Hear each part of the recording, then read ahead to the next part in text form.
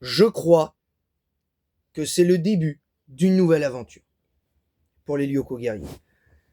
Bonjour à tous, j'espère que vous allez bien, bienvenue dans cette vidéo et j'espère que vous allez bien pour cette toute nouvelle vidéo.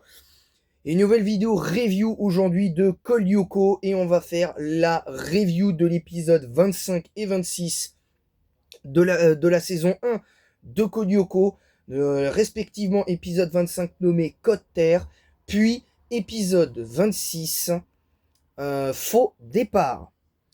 Alors avant de commencer cette vidéo, je tenais à vous remercier pour votre présence et votre soutien encore une fois, parce que malgré les aléas et tout ça, concrètement je suis très heureux d'en être arrivé là et c'est grâce à vous. Euh, Parce que clairement, je me serais arrêté, comme je l'avais dit il y a quelques temps, je me serais arrêté en début d'année. Clairement, je me serais arrêté. Et, euh, et voilà. C'est aussi simple que ça. Alors, je tiens à préciser que cette review va être très rapide.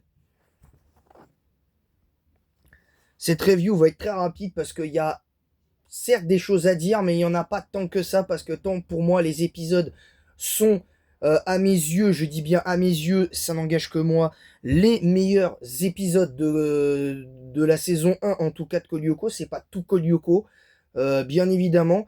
Et sachez que aussi, euh, ce qu'on m'a demandé sur Instagram, est-ce que je ferai des reviews de Code Lyoko Evolution? Eh bien, c'est non. Ce sera un non franc et massif. Pourquoi? Parce que j'estime que c'est pas nécessaire. J'attendrai l'éventuelle suite de Code Lyoko, l'éventuelle vraie saison 5 de Code Lyoko en mode dessin animé. Alors, peu importe si c'est en full CGI, limite, je m'en contrefiche. Mais je tiens à attendre la vraie potentielle suite de Code Lyoko, une vraie saison 5, pas comme la saison 5 qui a été, je le rappelle, considérée comme non canon. Donc on verra ce qu'on décidera. J'ai pas énormément d'attentes, mais j'espère que ce sera au moins aussi bien que les 4 premières saisons, c'est tout. Bref. Donc on va commencer par l'épisode 25 Code Terre. Alors évidemment, l'épisode démarre d'un coup d'un seul, avec Jérémy qui travaille la nuit pour faire ses dernières simulations du programme de son programme pour matérialiser Alita. Il réussit. Cette fois, c'est fait, c'est clair, c'est net, c'est précis, il y arrive. Voilà. Ils vont donc devoir aller sur Lyoko pour... Là, curieusement, il n'y a pas réellement d'attaque de Xana,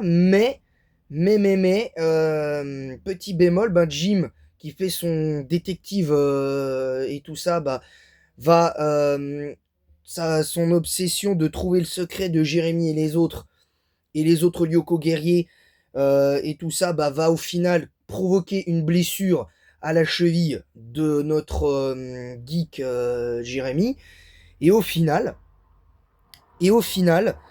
euh, au final, bah, il va finir par lui avouer. Ça va durer le temps d'un épisode, hein, mine de rien. Ça va durer le temps d'un épisode. Ça va durer le temps de l'épisode 25 et épisode 26.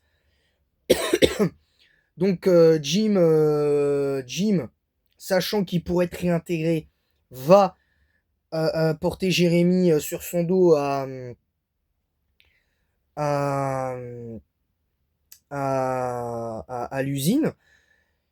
Avec le bon CD, ils combattent, enfin, au final, ils arrivent à temps à l'usine, mais Xana en profite pour attaquer nos héros. Alors, pas en mode je vais balancer des, euh, des cailloux enfin, des cailloux, des missiles sur le collège. Non, pas de ça. Il attaque directement nos Lyoko guerriers sur Lyoko. Mais dès le début du combat, ça va mal se passer. Parce que Yumi va se faire dévirtualiser quasiment instantanément, ce qui n'est pas logique étant donné que les dégâts provoqués par les mégatanks sont de 50 points de vie. J'ai vu le site officiel, je connais quasiment les dégâts de tous les monstres que Xana invoque. Et il se trouve que celui-là, c'est les dégâts les plus forts. C'est-à-dire 50 points de vie. Excepté le colosse et peut-être d'autres monstres. Mais je crois que les plus forts, c'est les rampants et les mégatanks en soi. Parce que les frelions, c'est 20. Les cancrelats, c'est 10. Et, euh, et c'est tout, je crois. À peu de choses près. Euh, les crabes, je crois que c'est 10 aussi, 10 ou 20, je ne sais plus, mais ça par contre je me rappelle plus, c'est peut-être le seul, mais tranquille. Donc voilà, Odd tente de vaincre le Mégatank, mais il se fait lui aussi instantanément dévirtualiser, va savoir pourquoi. Ulrich parvient lui à vaincre ce premier Mégatank, mais voilà, seulement ça se passe pas comme prévu. Un autre Mégatank se pointe, tente de lancer des attaques sur la tour où se trouve Alita pour l'empêcher d'être matérialisé. Et ben au final ça va pas être le cas parce que Ulrich va avoir le temps de contrer le Mégatank et au final euh, l'attaque lancée dévirtualise Ulrich au fur et à mesure qu'il tente de provoquer de provoquer la réussite de la mission. Ils y parviennent tranquille. Alors évidemment, la note pour moi de cet épisode, c'est un grand 17 sur 20, clairement, parce que pour moi, il le mérite. Alors il mérite pas plus, il mérite pas moins.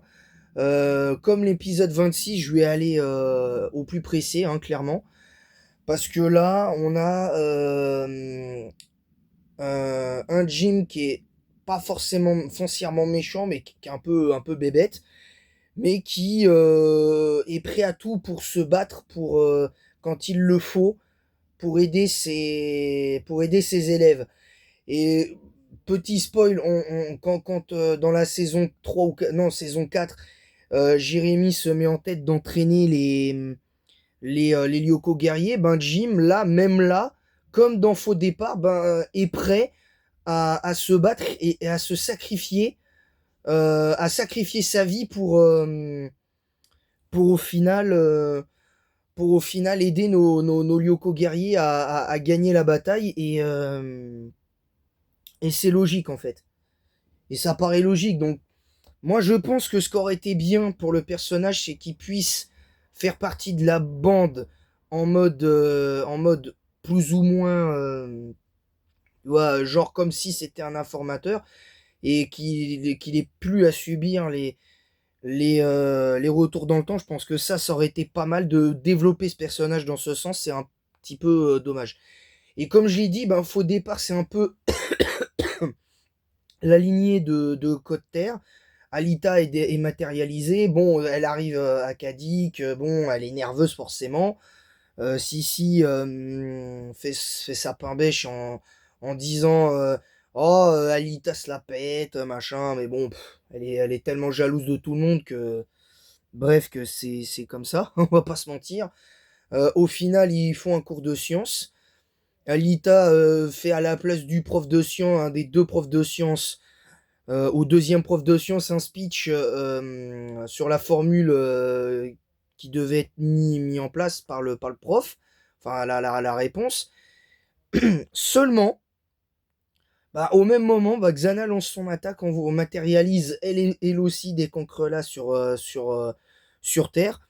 Mais là, cette fois, les dégâts seraient réels et ce qui est logique au vu de ce qu'elle fait, ils vont se battre. Odd et Alita se virtualisent. Odd se fait dévirtualiser pratiquement en à peine 5-10 minutes, voire peut-être un quart d'heure si on compte la temporalité du truc. Bon, l'épisode dure plus de 20 minutes, mais l'épisode dure 20 minutes, mais le truc, c'est que euh, le temps que Yumi et Ulrich arrivent, bah lui, il a le temps de se prendre je sais pas combien de dégâts et de se faire virtualiser. Donc au moins 20, virtuellement, il se passe au moins 10 bonnes minutes, 10 15 bonnes minutes avant de faire tout ça. Je vous le dis, hein, c'est au moins 10-15 bonnes minutes. Donc voilà, donc après, ah, c'est comme ça, hein, en vérité, hein, pas vous mentir. Mais bon, après, ça dépend comment tu vois la chose à ce niveau-là. Maintenant, après, ils finissent par tous se battre. Jim, lui, avant qu'il subisse le retour dans le temps, ben, au final, euh, au, fi- au final, il va être à deux doigts de se sacrifier. Il gagne la bataille et la, le retour dans le passé est fait. Alita est toujours sur Lyoko, entre guillemets. Et au final, parce que oui, je mets entre guillemets, parce que dans la saison 2 c'est le contre, on la voit dans le monde réel, donc va savoir pourquoi. Et au final, au final, ils expliquent que pour l'instant, l'état c'est trop dangereux et tout, et tout ça. Jim, qui n'a plus toute sa tête, qui n'a plus sa mémoire d'avant le retour dans le passé, bah, va pour essayer de les alpaguer, mais au final, ce n'est pas le cas. Et ils inventent un prétexte, réviser les cours ou je sais pas quoi, et tout. Et puis bah, au final, ça s'est terminé. Ça s'est bien terminé. Donc voilà, 17 sur 20 pour cet épisode. Je vais être gentil, je vais pousser à 18 pour celui-là. Mais voilà. Alors, bilan total de cette saison 1, pour moi, c'est un 14 sur 20 quand même. Malgré la série d'épisodes, à mes yeux, mauvais, voire très problématiques selon moi. C'est-à-dire épisodes 17, 18, 19, 20, 21 et 22. Je trouve que c'est dommage. Voilà, tout simplement. Donc voilà. Sur ce, abonnez-vous en masse si ce n'est pas déjà fait et activez la cloche pour recevoir toutes les notifications. Et j'espère que cette vidéo vous aura plu. Partagez le lien de ma chaîne YouTube sur Twitch, Instagram, TikTok. Twitch, Instagram, TikTok, YouTube même. Ouais, je me répète, mais je me perds à chaque fois. Je me rappelle jamais.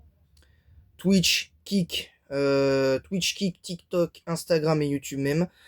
Mettez un pouce bleu et un commentaire pour le référencement de cette vidéo en disant ce que vous avez aimé, pas aimé, ce que je dois améliorer, évidemment, dans le respect des avis de chacun de chacune. Et en attendant la prochaine, je vous dis à bientôt pour de nouvelles reviews et je vous dis à tout à l'heure pour la suite de Pokémon Soleil en Nuzlocke. Ça va être le feu, je vous le dis, ça va être super. Allez, à très bientôt tout le monde.